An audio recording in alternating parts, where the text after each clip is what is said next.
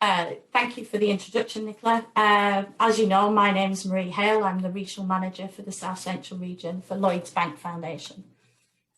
Who are Lloyds Bank Foundation? Well, we are funded through the Lloyds Banking Group, but we are independent of them. We're one of 4 charitable trusts that are funded by Lloyds Banking Group, but we're the largest. We fund charities in Wales and England, and at the moment we're supporting over 700 charities. As part of our strategy from 2018 to 2022, we changed our focus and we wanted to work in partnership with charities. So we developed 3 pillars, and these are: we fund, we develop, we influence. So we don't just fund our groups, I'll explain how we support beyond that. So who do we fund? We fund charities working with adults and young people aged 17 plus. We don't do any work under 17, although we do fund some youth work, but the majority of their work is with this age group, but they may cover some younger groups. And what we mean by the majority is over 50% of the working that you do is with that group. The annual income has to be between 25,000 and £1 million, and that you have to have less than 1 year's running costs in free reserves as well with that, and at least 3 trustees. Be operating in England and Wales, as I've said, and registered on the Charity Commission website, and at least 1 year's accounts is uploaded to that website as well. The charities that we support help people overcome complex social issues, and I'll go through what we mean by that, and able to measure and evidence positive outcomes, and we'll go through what we mean by that as well. So we're a specialist funder seeking to support charities who are working with people experiencing complex social issues, and we've identified 12 of these. At least 50% of the work would be targeted at one of these, but as we know that, you know, there's an awful lot of crossover with some of these complex social issues. So mental health is particularly covers a lot of these ones, but that's what we support. We support charities who are an experienced provider with a long track record of delivery. That's why I said you have to have at least a year's running accounts on the Charity Commission website. And you've got evidence of positive outcomes for your beneficiaries, service users, whatever you like to call your beneficiaries. And we want to see enabling change, working with people experiencing significant impact, disruption in their daily lives, and how you move them forward, and developing services, working with your service users to improve the services. How do you know what you're doing is actually what your service users need? So that we support charities whose work is in depth. What we mean by in depth, it's at least 12 weeks intervention, and that you do a holistic and person-centred. Again, this can be misleading at times, but what we mean is that you do a one-to-one development plan with each person that comes in. It's not, you know, a group. It's targeted at that one person, and you're working in partnership. We don't always think, you know, expect you to be doing everything, but you work in close partnership with others to provide an all-round support for somebody. So that could be that your specialism is mental health, but you're dealing with people who are experiencing dependency, so you're working with specialist organisations that can help with that as well. That's targeted, like I said, targeted towards the complex social issues and helping people on a journey of positive change. So there is a move through for each person, and that is periodically looked at to see whether there's any way we need to change it or move forward. Again, we're not looking for the perfect charity. We want to work with charities that have a vision for the future, have an appetite to develop. You know, the development isn't just about becoming bigger, it could be becoming stronger, strengthening the organisation to move forward and, have a positive change. And they want to work in partnership with us and others. At the moment, as we're talking to Wiltshire and Swindon, I cover quite a large area. So Wiltshire and Swindon is one of the counties that I cover, but I cover 7 others. But in Wiltshire, these are the charities that we support at the moment. Devices Open Doors and Doorway Wiltshire were successful in our last round. And in Swindon, these are the charities that we support at the moment as well.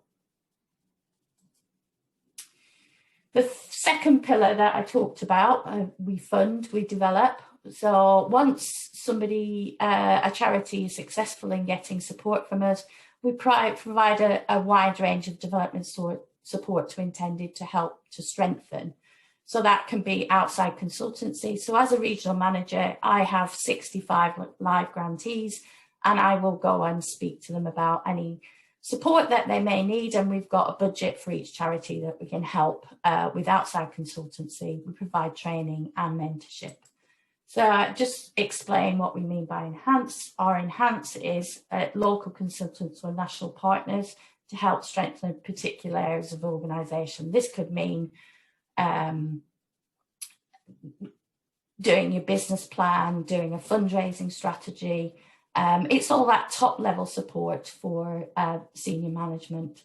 But during COVID, we've brought out a lot of different support for charities such as wellbeing, resilience coaching, and short-term fundraising support as well. So a very much more practical support. Mentoring, we provide the first year's membership for ACIVO, which is the Association for Chief Execs for the voluntary organisations, but also we work with the Lloyds Banking Group staff on a number of initiatives, and one of these is a mentoring programme as well. Also on our website, we provide toolkits developed in partnership with Lloyds Banking Group on risk management, HR and other issues. Recently, because we're all getting used to this form of delivering online, our events team have developed a designing and delivering online sessions toolkit that everybody has access to, whether you're funded by us or not. We also have developed quite a lot of webinars during COVID by ourselves and in partnership, and these are on our YouTube channel. And the third pillar is we influence policy and practice through connecting with other charities, connecting our charities together with national policymakers. We used to have a Westminster event every year where charities would be invited to meet their MPs. Hopefully we'll be able to get back to that eventually. Developing voice and influence skills, so that's through our enhance or support. We brought out in 2018 the value of small, which I know a number of charities have used to leverage funding and also influence their local infrastructure. And we also are securing national and sector press coverage. And that's it. That's our website. I think I'm going to be asked some questions later, but if you've got any, please put it in the chat.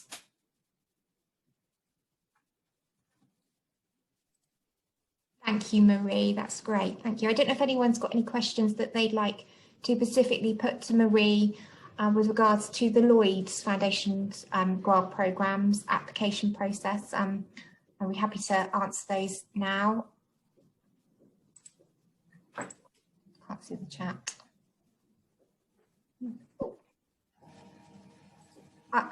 Yes, Simon, would you like to ask your question to Marie? Thank you, Marie. Excellent presentation. Are these presentations available afterwards? My first sort of thing, the actual yeah, PowerPoint. the slides I'll send them to Nicola. Thank you. But in terms, I think my question would be the mentoring. So that mentoring, is that offered to us in our role leading charity, or people that we're trying to support? So how wide is the mentoring and the advocacy, please? If you're it's the mentoring is if you're funded by us, okay. And the mentoring would be with any member of staff from a charity. So it's very much, and it sounds like, you know, it's more like a critical friend that you can talk outside of, you know, outside of the voluntary sector. There's lots of ideas. So a lot of my the charities that I support, the CEOs and the senior management team get support through Lloyds Banking Group members, and they, you know, it can be a sounding board. And also I think, you know, Lloyds Banking Group staff get an awful lot out of working with you as well, and it gives them a huge amount of insight into their local area as well. So it's a two-way traffic in some respects. It's not just a one-way thing. And you know, the Lloyds Banking Group I've got 65,000 employees, and you know, across a number of different things. You know, even before you know, when I started, I think, oh yeah, it'd be banking, finance, but the majority of skills are like people skills, business management, marketing. So, you know, you can gain an awful lot. So during COVID, they've also been doing charity response forums to do, you know, support charities that we fund, and lots of other things. I mean, they've been very proactive. Just to follow up, so we've had money in the past, our community centre, for example. So if we've had it in the past, that could we have access potentially, or does present rounds of grants? It's for anybody that's funded now, existing grantees. The access to the website for the toolkits and the webinars that we've, you know, we have, that anybody can access them. We have in the past, you know, if you've been funded within the last 12 months and your grant has ended, we still provide that. If you've accessed the mentoring, you don't have, your relationship doesn't have to end once the grant ends either. Thank you, much indeed. Thank you.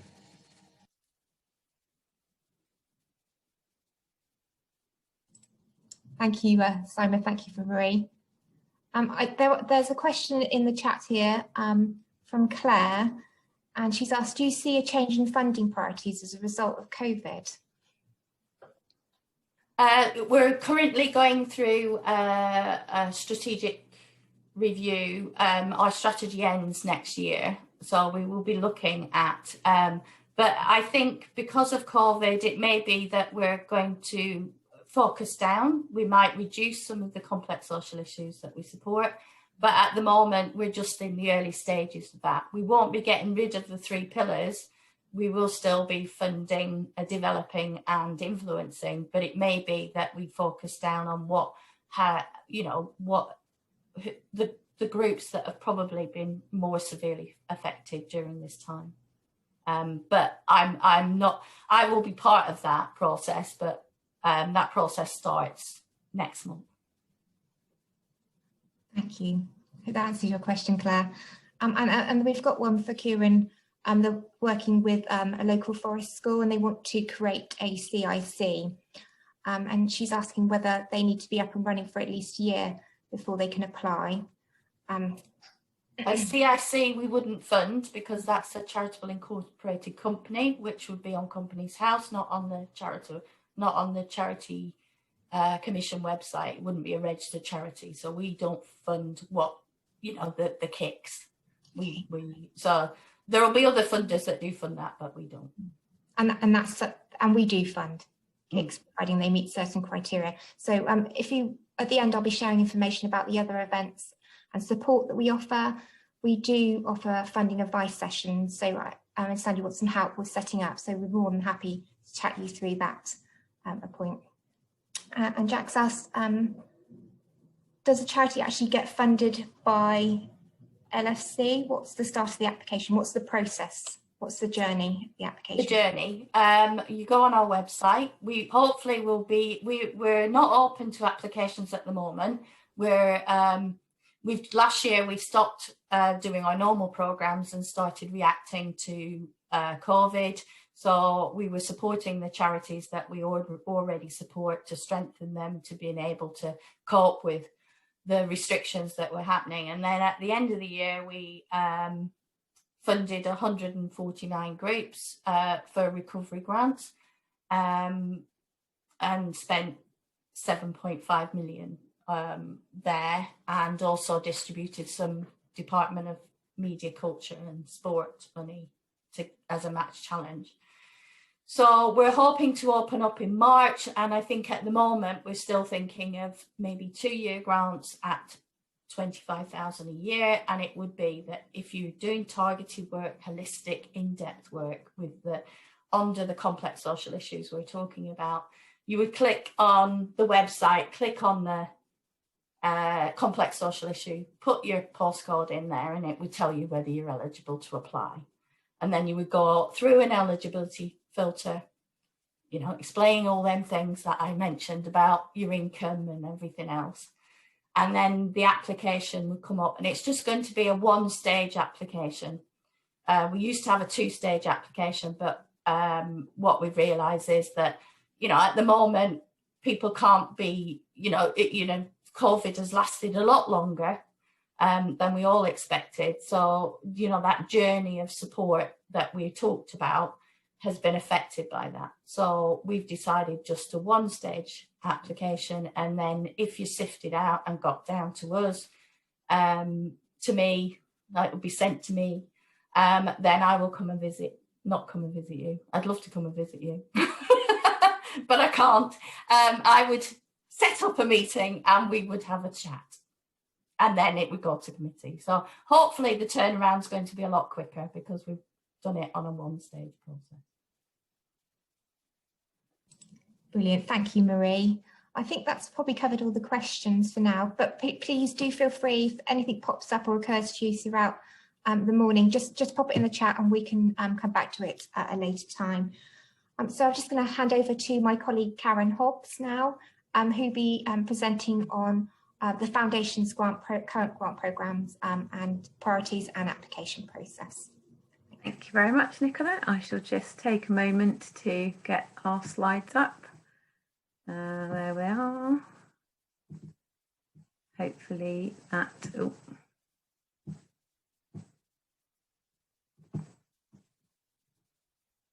no, that's what I want. Hopefully, there we go. Lovely. Okay. So I'm going to sort of run through quite a lot of information on the slides, but they will obviously be available to you afterwards. So that should, so if you miss anything, don't worry, you'll be able to see it there. Most of what we're going to go through is also available on our website. So it's just really to highlight some of the key things that you need to know if you're considering an application. So just generally in terms of what we try to achieve at the Community Foundation, obviously a lot of people will be aware of our grants to groups, and we have a few individual grant programmes as well, particularly around education and fuel poverty. We also offer information and advice for groups, as Nicola's already mentioned, but also we try to work with local people and donors and companies and other trusts to target their giving to the community. And we also take some time to explore the needs within our community, so we understand the context within which we're giving grants and support and promoting donors to give to causes and needs that they can target. So some of you may already be familiar with the fact that we have several grant programmes during the year, but at the moment we've focused down, like a lot of funders, on the coronavirus in terms of immediate response, but also in terms of sustaining groups and helping groups to sort of recover from the effects of lack of fundraising, increased need and demand, and just all the extra pressures. So at the moment, this is the programme that we have open, and we are looking at responding to the impact of the coronavirus on people, or providing existing or new services during and after the crisis. At the moment, we're tending to award grants up to 12 months, and we're focusing on services that set up or adapted to meet needs which people have because of the coronavirus situation, keeping an organisation going during and after the crisis, when we ever get to after the crisis, and new projects or developments for an existing service. So applications don't need to be directly coronavirus related. We still want to be supporting the development of the sector generally. So if in doubt, probably the best thing to do is come and speak to us, and we'll talk you through what would be an appropriate application. We don't actually have an upper limit at the moment. So most people will be aware in general our sort of bigger grants were £5,000 a year for up to 3 years. We've taken away the upper limit, so we will consider any reasonable request at the moment to sort of sustain organisations or meet needs. We still have the same sort of priorities, so we're focused on small and grassroots voluntary organisations who are serving people who are disadvantaged. That could be social, physical, geographic or financial disadvantage. We do focus mostly on groups who are operating in communities and with people who cannot afford to cover the costs themselves or all of the costs themselves. And we will be looking to groups to be modifying their services and financial plans in light of the coronavirus situation. So we will be looking at what measures you're taking to manage demand and your limited resources and finances at the moment. Just a little bit more about what we mean by disadvantage. So economic, obviously that's people unable to take part in things because of low income or unemployment. Social, meaning people who can't participate in activities without additional support. Geographic, we're thinking of sort of rural sort of deprivation or isolation or disadvantaged areas, wouldn't otherwise have access to local services. And physical, you know, people not being able to access things, particularly if they have a disability, mental health issue or other illness that is affecting them. At the moment, we're still funding the same group, so we have had a little bit of a change. So we are looking at constituted voluntary or community organisations, including registered charities and not-for-profit companies. We have extended this funding to parish and town councils, but only for coronavirus-related work. So we will have to look carefully at what the applications are coming in from parish and town councils. We can fund churches and other religious organisations, but only for non-religious sort of community-based activity. We can fund branches of national organisations as long as there is a local management committee, a local focused constitution and a bank account controlled by the local branch. And at the moment we can fund voluntary organisations who don't have a constitution or a bank account, but they must be linked with another organisation that does, so that they can receive the grant on behalf of the applicant and help them to manage that. So as we said, any reasonable costs related to meeting needs because of the coronavirus situation will be considered. We can look at costs to help keep your organisation going during and after the crisis, provided you're serving people who are disadvantaged and in a financially deprived community. We can look at new projects or developments, again, providing you meet the other criteria. And we can look at grants towards capital projects, but as previously, we can only look up to £5,000, and you must have pretty much the rest of it or know where the rest of it is coming from for us to contribute to a larger capital programme. Just to be clear, we don't fund schools, don't normally fund statutory bodies other than town and parish councils, as we've mentioned, but only for coronavirus projects. We don't fund money that's going to go directly to individuals or families through our grants to groups. We can't fund one-off sponsored events or projects that duplicate an existing service. The advancement of religion, medical research and equipment, animal welfare or political activities. We have this, as I said, we've got one main programme currently open, and we've got it open constantly at the moment, so there's no set closing dates. We're trying to make decisions as quickly as possible. We have sort of monthly panels, but potentially for urgent applications we can consider making decisions between those panels, and groups at the moment can apply more than once and hold more than one grant, which wouldn't normally be the case. And we are due to have some other programmes that we're running on behalf of other funders coming along in 2021, and we will be keeping our coronavirus programme open for at least the first quarter of this next financial year. So do keep an eye on our website for any more information about grants programmes that are coming up.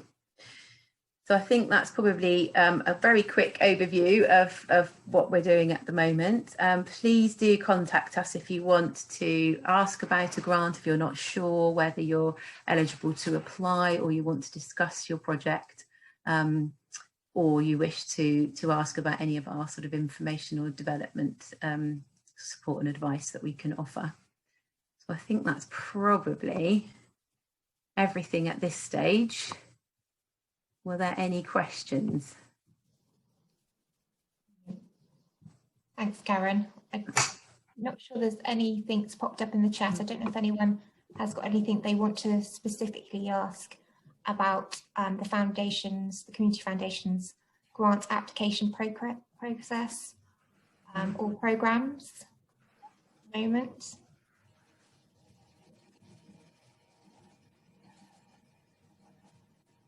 I think so. Mm-hmm. I don't know, I suppose this is one maybe for Marie and Karen or all of us as a team. I think, are there any sort of top tips that you would give people who are making a grant application to us? Is there anything that you would say that you definitely need to be thinking about or including within a grant application? Who wants to answer that first? You want to go first, Karen? Good. I mean, for us, obviously, the clearer that you can be about exactly what you want to be doing, with who, when, how it's going to benefit people, who it's going to benefit. We did have a little bit of a slide. Is it worth putting that up now, Nicola? Or yeah, absolutely. Yeah, if you it might be worth yeah, we had a little slide that had a few 2 minutes. just little pointers, really. You're all right there? Yeah, I'm bringing up. Okay, yeah. Otherwise, it just stop me rambling on, really.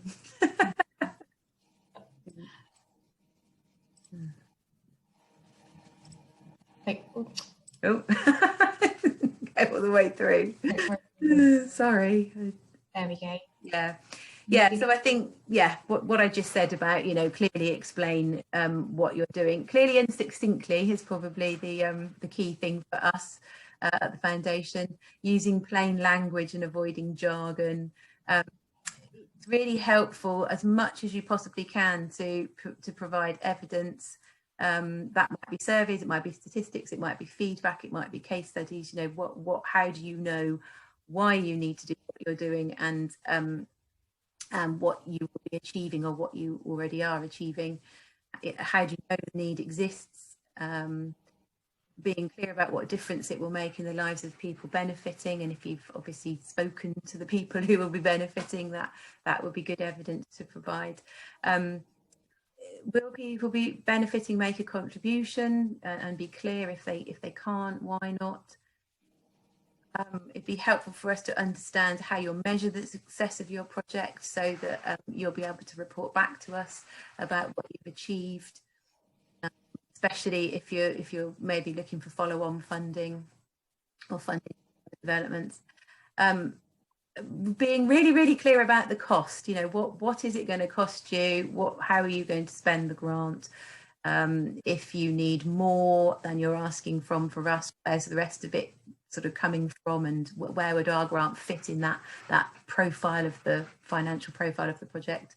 Providing a clear cost breakdown in the budget section is always really helpful, and as I said, how you would sort of fund any shortfall. So it's really just providing as clear and as succinct as picture as possible to help us and our panels understand exactly what the request is and what it's going to make. I think that from our point of view. I don't know if Jane wanted to add anything from the foundation point of view. So what I would say is that's what we're looking for, but we are aware that organisations have got different levels of skill and experience in making applications. So the application form is as simple as we can make it. It's not as simple as it was when we first started with coronavirus. We went down to 3 very short questions. We have to go back to a form, but people should fill in as much as they can to the level of experience, and then we will. I think approaches Marie will take. We will talk to you, and so. If you feel overwhelmed or if you found the form too difficult, that's not, I mean, doesn't mean you won't get funded. Our effort is to talk to you to find out about it. But what I feel is that the questions are not about what you need to know to apply to us. It's what you need to know in order to know what you're doing. And so you might like to disagree with us and shout at us, but you think that the questions we ask are reasonable questions to ask about what you're doing. So do you know who's going to come, how much it's going to cost, why you're doing it, what you're going to achieve? You sort of think you ought to be able to answer those questions if you regardless whether we're going to fund it or not. Does that sound reasonable? Yeah. Claire's asked, have you seen any really innovative responses to the COVID within the sector that we could share that's come through from our grant applications? Marie, I don't know whether you've seen anything through Lloyds at all. I'm just eternally amazed at how charities have been able to react, so small to medium-sized charities have been able to react so quickly and support so many people.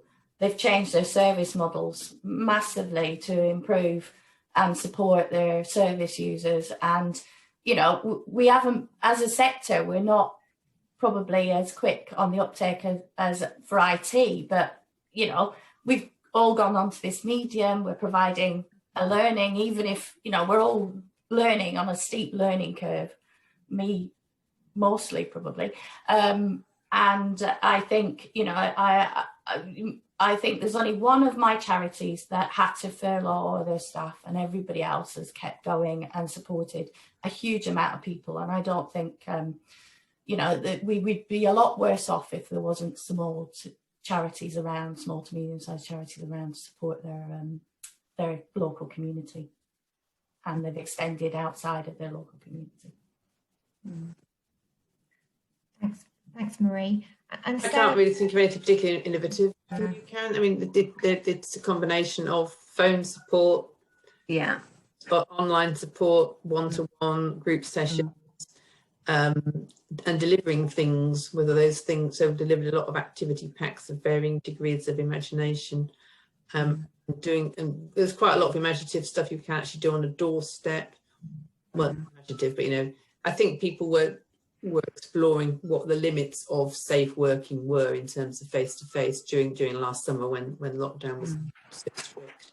But I think as Marie says, everything was innovative in the sense that it was all reimagined. Yeah. I think I do agree that it's the speed with which everybody made the changes that they need to make, and the commitment to continuing to support people and communities was, I think, phenomenal. It's been amazing to speak to groups during this time and just hear that utter desire, sometimes to the point of despair for some people, you know, that they just really wanted to keep that support going. So yeah, I think, you know, it's forced people to think about what is possible online and some of the benefits of that, as well as some of the frustrations. So I think maybe there might be a little bit of flexibility and innovation coming out of it potentially, and broadening the range of ways that people can access support may come out of it too. So that will be quite interesting to see going. I think the other thing that's interesting is that organisations discovered when everything had to close last March, some organisations discovered they weren't actually delivering what they thought they were delivering. They were doing something else that was also good. So when it was taken away, they discovered they thought they were doing a drop-in or whatever. In fact, what they were doing were feeding people.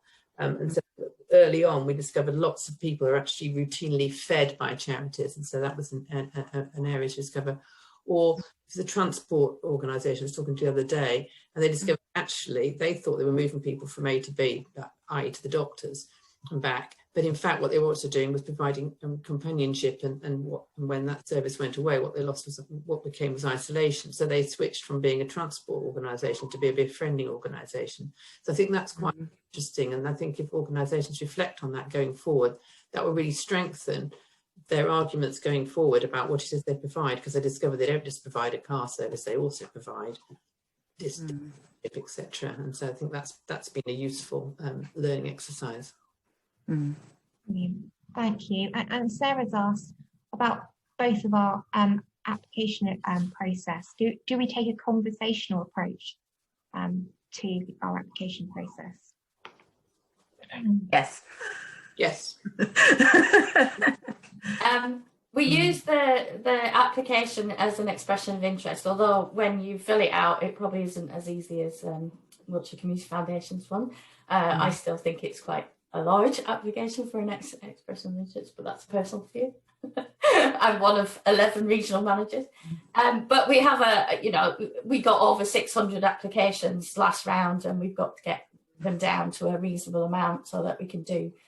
But then once you've got through that sifting process, then it's very much a conversational process, because we want to, as I said in my presentation, it's very much about a relationship with us, not just as, it's not just we give you a grant. We, as Claire probably well knows, she's probably fed up of seeing my face because I'm constantly contacting her. And provide, we provide a lot of other support, and we work together. So it's very much about creating that relationship, and it's the start rather than the end. In fact, Sarah, we don't just have discussions about modifying budgets downwards. We modify budgets. In fact, through coronavirus, we've done that quite a lot. So people have said we have 2,000, and we've said you actually need 10, don't you? So we look at what they're asking for, and we modify it in both directions. We don't ask about budgets anymore because our grants are completely unrestricted. Yeah. So there will be the maximum grant is 25 grand. We don't even ask you on the application how much you want.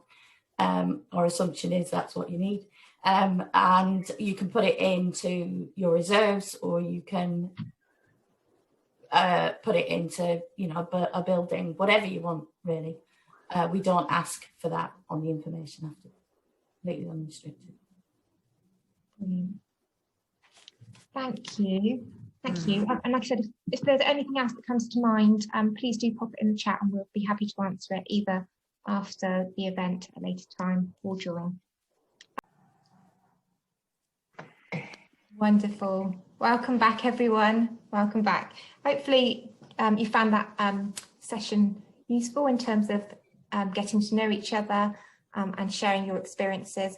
I did put up a message. I wonder if one person from each group would be happy to share one or two key points that came out of your breakout session at all. So I don't know if group one, I think that was Elizabeth, Gemma, Kieran, Sarah and Simon were in group one. Would one of you be happy to share your thoughts from that? We missed a message. I'll happily speak for the group. Oh. Okay. Yeah.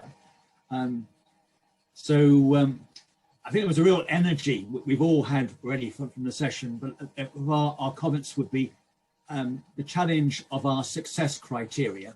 How do we know we're doing a good job? We found it really helpful, those 10 points, the end of the session, almost advice about that. But in terms of these COVID days, almost the word of how can we work together better? So the more ecumenical vision rather than our own silos.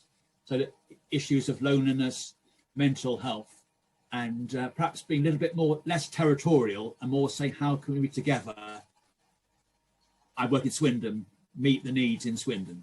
So maybe some help potentially. I'm just thinking now, if we had somebody who was employed in Swindon to help us work together better to meet the needs. So that's a few sort of ideas. But it was also the idea of conversation. We love that word conversation, and we really appreciate the foundations offering this support and this mentoring. Thank you. Lovely, thank you, Bill. And anyone from the other group? I think I was sort of nominated by Group 2 to talk. We were a random group, but as always with random groups, we discovered quite, a very strong connection. There's a very strong connection in terms of food poverty of one kind or another, and as Claire pointed out, that's something that's really come to the fore as far as the Harbour Group is concerned. I also expressed the fact that we'd traditionally at breakfast always wondered whether we should be supporting the same group of people that the Harbour Project is supporting. We had some interesting discussions about the possibility of shared spaces, which I shall be following up outside this group, and it was just I think the sheer value of getting together and talking and somehow looking outside the label. I think it's been a really strong message for all of us. And it was quite interesting too to talk to Sue about how she and the volunteer centre find it difficult to actually work to get funding for infrastructure costs, and I think that's something that we all feel from time to time, and that again is where Wiltshire Community Foundation has always been such a really strong partner for us.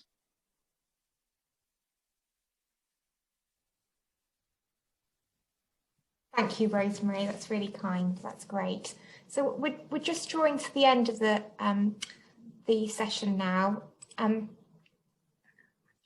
Nicola, can I? Yeah, please. I think it was Simon's comment about how do we know we're doing a good job. I think that's a really interesting topic, and it's one that's a perennial. When we are, the sector went through a phase of liking to count things, and we focused on how many people had done this and how many people had done that, and it's often really quite sterile and doesn't actually tell you anything. So I would encourage you as organisations to think really widely about how you answer that question, how we do a good job. I was sort of anecdotally talking to somebody who's doing an evaluation of the Harbour Project, which Claire had put me in contact with last week, and I was one of their interviewees, and she explored this with me. And I talked about going to the Harbour Project and seeing people smiling. And you see other people at the Harbour Project, Claire doesn't mind me talking about it, who aren't smiling, because clearly the people who come to the Harbour Project are people who have had extraordinary challenging experiences. And so I think the fact that you go and you see people smiling, a conversation I dropped in once, it was an eating event, people were cooking, and I walked into a room with people who were smiling and things. See, I think that's evidence that they're doing something good. They're very difficult to capture, but it's an observation somebody coming in has made. So I would encourage you not to get too hung up on counting things and keeping awfully dry records, and recording the fact that people are smiling, people are happy. That is a value. As a funder, I'm happy to pay to make people smile. Thank you, Jane. That's really great. Yeah, so we are just coming to the end, and I'll just share a couple more slides with you about other sources of support. So on our website, we have a list of funding opportunities that we've created, and our colleagues are updating that at least every couple of weeks as new grant programs, both locally and nationally, come on board. We also have a free searchable database, and the address is up there. The link is from our website, where you can search again for local and national funders using specific criteria such as where you are, the type of people or communities that you are supporting. And I also just want to say that we are, as a community foundation, working with and partnering with a number of local charities. So Community First, Swindon Voluntary Action Service and Wessex Community Action. We're working collaboratively with them to provide a range of support to the sector in Wiltshire. If you haven't already come across it, there is a new website which is called Wiltshire Together, which has a whole plethora of additional downloadable resources and a community to share events and useful information. And yes, and just some details about our future events. So we do hold monthly one-to-one advice sessions with a member of our grants team where you can discuss any topic, whether that be setting up a new charity or CIC or grant applications. You can book that via our website. We have, as I said at the beginning of the morning, got Meet the Funder events throughout the next 6 months. So the next one is on the 3rd of March, and we have got Hannah from the National Lottery Community Fund who will be presenting on their grant programmes. And then we do have, all being held virtually at the moment, as all events, we do have some workshops taking place. The next one's in a couple of weeks. So please, if they are of interest to you, we will share these at the end of the event. Please come along to join us at those as well.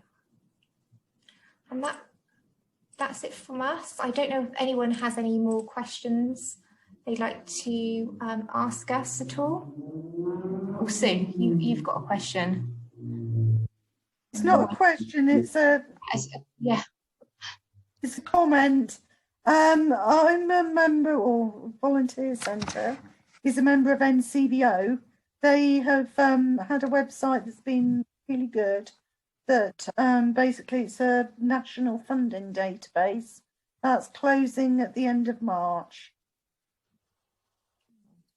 Sorry to hear that. That's not good. Well, as I said, we have got one on our website, so please do look at that as you can, and we'll send the links out with the slides as well. Is there anything? I was just focused on local because our strategy has been for the last 5+ years that NCVO's Funding Central is available free of charge for small organisations. That gives a national picture, and we just have lists of local ones.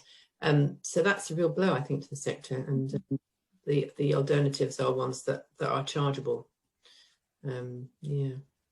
There is a big change in NCVO at the moment. It'll be coming out. There'll be stocks coming out. Marie, we can't hear you. There is a change in this NCVO at the moment, so there will be some more information coming out, I would say, about things stopping. Can I, Nicola, can I just pick up on one of the comments you made earlier, which is you don't fund any work that duplicates existing provision. And one of the points I made in our group was that that's really difficult at the moment, particularly around food poverty, because so many of us are actually supporting food poverty in one way or another.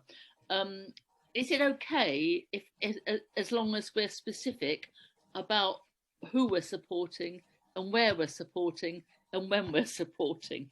If that makes any sense. Yes, absolutely. Jane, do you want to answer this one? Yeah, so it's something that all funders look at.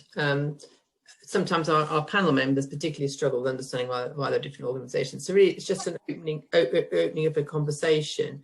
We're particularly anxious. We will start up charities, but you do often get enthusiastic individuals who want to do something, want to set something up. And we really don't want to do that unless they've understood what else is already out there and understand how their service fits. So it's really just understanding, do you know where your service fits and why are you doing that when X, Y, Z are doing that? And if you can explain clearly that you know exactly what X, Y, Z does, you're talking to them and you understand that you're doing this, they're doing something that looks similar, but it's that's absolutely fine. We don't want to fund you if you haven't even heard of them, you didn't know they existed and you've never spoken to them. We don't fund you. Yeah. That conversation happens more often than you'd think, Rosie. Yeah. Thank you. Is there anyone else that wanted to share anything at all with the rest of the group or had any further questions? So we'll be sending out the slides later this afternoon. We'll also include with that links to our website and also links to our other events, so you can book online. It'll all be through Eventbrite, and that there's also linked directly from our website as well. But yeah, so I'd just like to thank you all for coming along and sharing. Thank you to Marie from the Lloyds Bank Foundation for sharing about their grant programmes with us. I'm sure we found it really useful, and hopefully we'll see some of you at our future events in the next few weeks. Thank you very much indeed for an excellent time. Thank you. Thank you. Thank you.